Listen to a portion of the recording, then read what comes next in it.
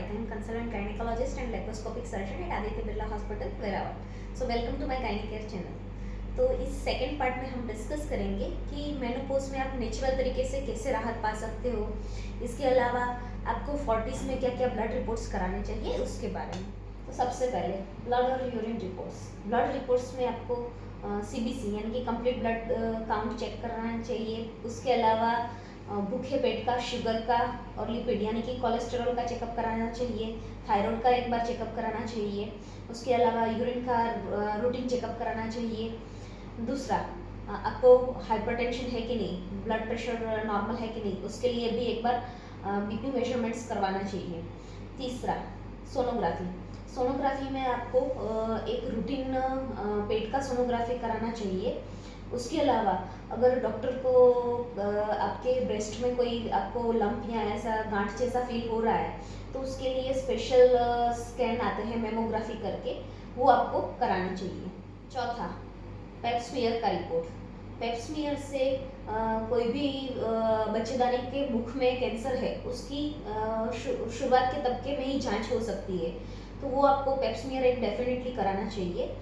पांचवा, अगर आपको कोई बोन में बैक पेन ज़्यादा हो रहा है या फिर बॉडी एक ज़्यादा हो रहा है तो फिर विटामिन D, कैल्शियम, B12 ऐसे रिपोर्ट्स कराने चाहिए। और अगर डॉक्टर सजेस्ट करे तो आपको आपका बोन का डेंसिटी स्कैन भी एक बार करा लेना चाहिए।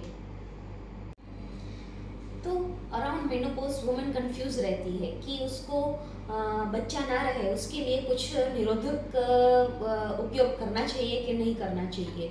तो इस टाइम के जो लेडी के अंडे हैं वो इरेगुलर टाइम पे रिलीज होते हैं, तो आपको डेफिनेटली कुछ ना कुछ यूज़ करना चाहिए। बिकॉज आपने बधाई हो मूवी देखी होगी, उसमें नियर पेरीमेनोपॉजल पीरियड में ही प्रेगनेंसी रहने का किस्सा समझाया है। तो आपको क्या क्या मेथड आप यूज़ कर सकते हैं उसके बारे में डिस्कस करते हैं। तो सबसे पहला, कैलेंडर मेथड। कैलेंडर मेथड में क्या होता है कि प्रेगनेंसी रहने का जो चांस होता है वो 14 पीरियड्स के 14वें दिन पे मैक्सिमम होता है। तो उसके अराउंड जो है प्रेगनेंसी पॉसिबल रहती है, तो उसके अराउंड जो संबंध नहीं बनाना है, ये कैलेंडर मेथड होता है। पर इस टाइम के जो पेरीमेनोपॉजल पीरियड होता है उस टाइम पे कैलेंडर मेथड का रिजल्ट बहुत ही अनरिलायबल होता है, तो वो आपको यूज़ नहीं करना चाहिए। बिकॉज नॉर्मली जो 14वें दिन के आसपास जो अंडा रिलीज होता है वो पेरीमेनोपॉजल पीरियड में 1.5 महीने 2 महीने कभी भी आपका अंडा रिलीज हो सकता है और प्रेगनेंसी रहने का चांस रहता है। तो इस टाइम पे आपको कैलेंडर मेथड अगर यूज़ कर रहे हो तो वो बंद कर देनी चाहिए। सेकेंड, OC पिल्स यानी कि गर्भ निरोधक गोलियाँ। अगर आप स्मोकिंग कर रहे हो या फिर माइग्रेन की तकलीफ है तो वो 35 इयर्स के अराउंड आपको स्टॉप कर देनी चाहिए।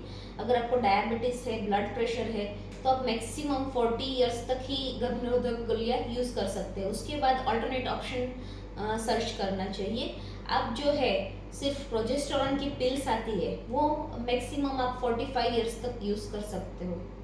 थर्ड, IUCD यानी कि कॉपर टी आप कब तक यूज़ कर सकते हो? तो कॉपर टी आप मैक्सिमम 55 साल तक यूज़ कर सकते हो।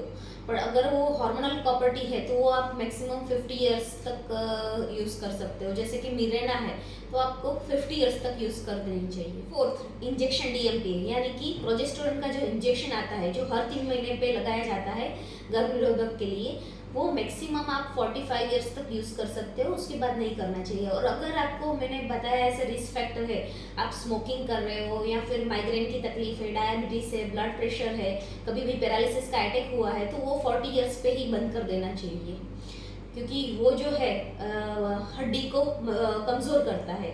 तो 45 इयर्स तक मैक्सिमम कोई रिस्क फैक्टर ना हो तो भी वो बंद कर देना चाहिए। तो मैं आज आपको 8 नेचुरल टिप्स बताऊंगी जिससे आपको मेनोपॉज के जो सिम्टम्स है उसमें राहत मिलेगी, और ये पूरे नेचुरल तरीके हैं तो आप इजीली फॉलो कर सकते हो।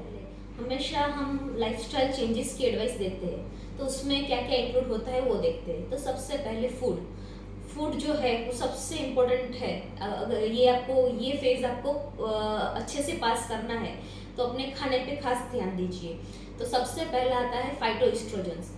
आपकी बॉडी में जो है एस्ट्रोजन और प्रोजेस्टेरोन जैसे बताया वो कम हो रहे हैं, जिसकी वजह से आपकी बॉडी उसको मिस कर रही है। तो उसके रिप्लेसमेंट में आपको फाइटोएस्ट्रोजन फूड में लेना चाहिए।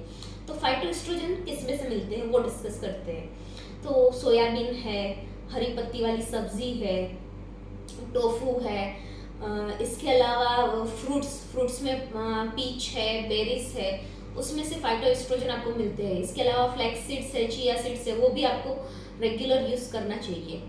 फिर सेकंड आता है कैल्शियम और मैग्नीशियम, वो आपको डाइट में इंक्लूड करने चाहिए।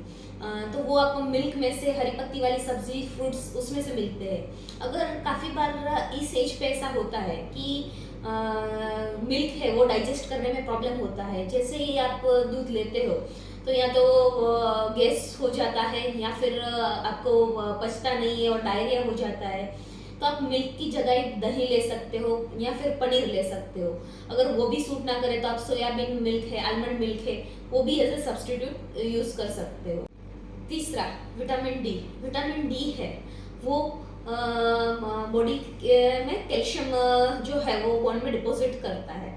तो वो आपको सुबह की जो हल्की धूप है उसमें से मिलता है। तो आपको सुबह धूप में हल्की धूप में वॉकिंग करना चाहिए या फिर एक्सरसाइज करनी चाहिए। तो अब आता है कि क्या क्या फूड अवॉइड करने चाहिए। तो सारा जो तला हुआ है, नमकीन है, कचौरी है, पकवान है, चिवड़ा है, वो सब आपको अवॉइड करना चाहिए। इसके अलावा जो ट्रांस फैटी फूड है, पैकेट फूड है, सारा जो है समोसा है, बाहर का खाना है, वो सब आपको मिनिमम यूज़ करना चाहिए। उसके अलावा जंक फूड है, फास्ट फूड है, वो आपको कम से कम करना चाहिए।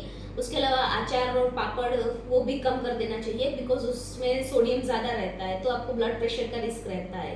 तो ये सारे बातें आपको खाने के टाइम पे ध्यान में रखनी है। आपको फिक्स पोर्शन का खाना खाना चाहिए। जैसे जितना आप फिक्स पोर्शन रखोगे, शेयरिंग नहीं करना चाहिए।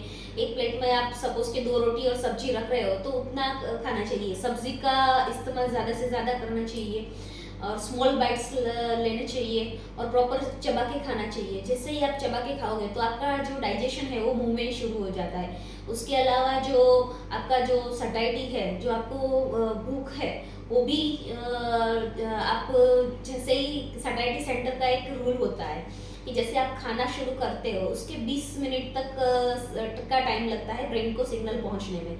तो आप जैसे ही धीमे धीमे खाते हो तो वो सिग्नल टाइम पे ब्रेन तक पहुंचता है और आप टाइम पे खाना बंद करते हो। अदरवाइज ओवर ईटिंग का चांस ज़्यादा रहता है। इसके अलावा आप 12 आवर्स का फास्टिंग भी ट्राई कर सकते हो कि शाम को जो डिनर है वो 7 या 8 बजे लेके फिर 12 घंटे तक कुछ लेना नहीं है।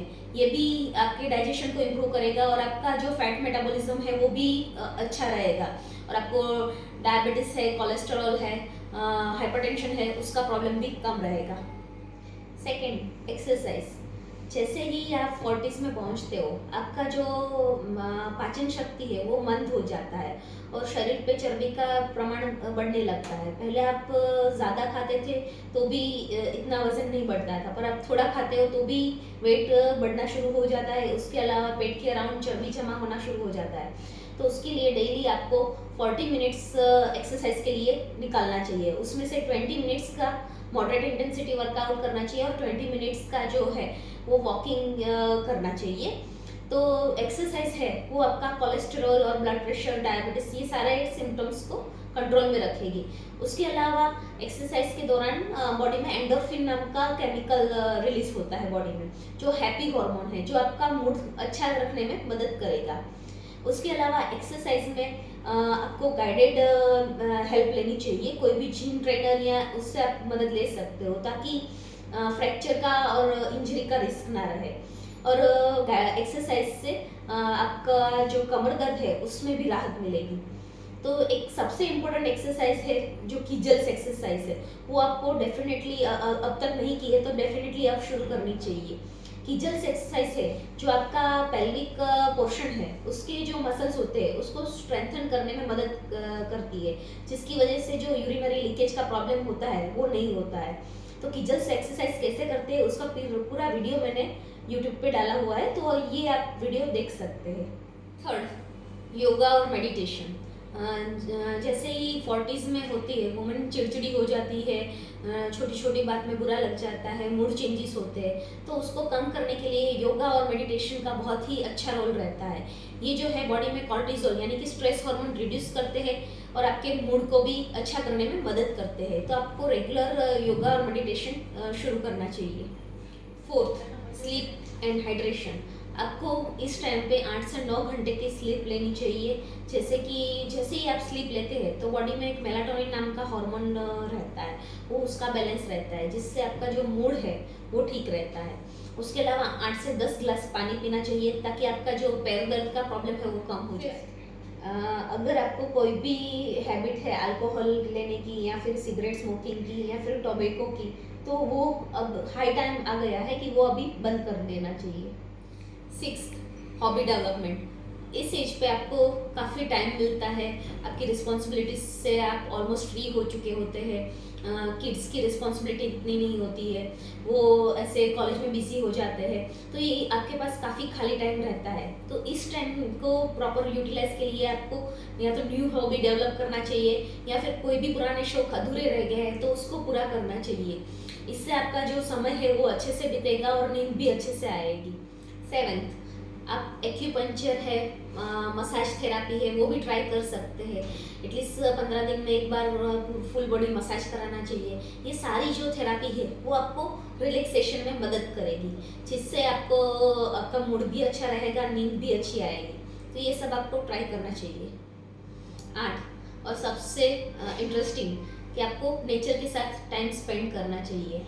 आप सुबह भी वॉक के लिए निकलते हैं तो सनलाइट मिलती है जिससे विटामिन डी रहता है। उसके अलावा नेचर में टाइम स्पेंड करने से डिप्रेशन का रिस्क भी कम होता है और जो हैप्पी बॉडी के केमिकल्स है वो बनाए रखते हैं, जिससे आपके मूड चेंजेस भी कम होते हैं। सो आई होप कि ये वीडियो आपको मेनोपॉजल प्रॉब्लम्स को कम करने में यूज़फुल रहे। तो अगले वीडियो में हम डिस्कस करेंगे कि हार्मोनल थेरेपी क्या रहती है और किन पेशेंट्स को ये एडवाइस किया जाता है। So stay tuned and thank you all.